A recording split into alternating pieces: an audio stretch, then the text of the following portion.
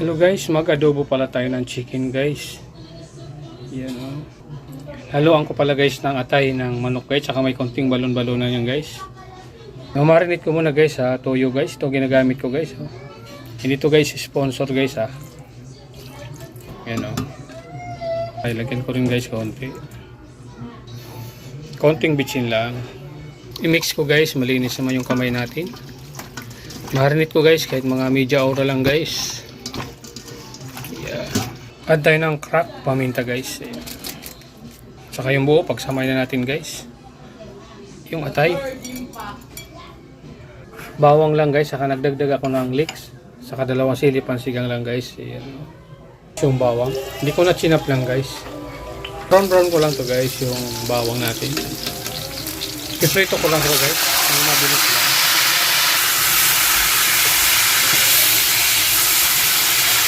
Yan guys, okay na yan, tatanggalin. Para sunod, laman.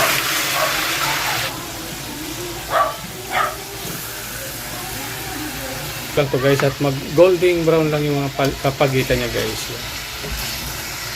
Ano, baliktad. Yan ang kulay guys, magkad tayo ng laurel. Ayan. Ako na guys, ayun.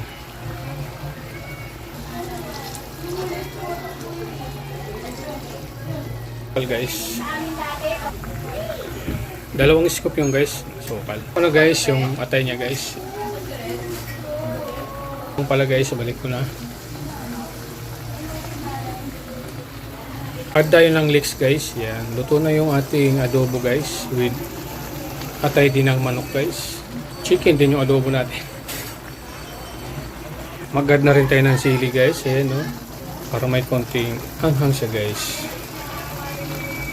Yan, luto na yan guys, yung aking adobong manok with atay din ng manok guys. Nga pala guys, sa mga nanood sa aking upload ko na video, ayan, shout out sa kanila guys, at pakipollow na rin guys, at pakilike and share naman kung nagustuhan nyo yung aking adobo guys. I-try nyo guys, masarap siya guys. Ayan, hanggang dito na muna to guys, kain tayo guys, wala pa akong kanin guys. Ayan.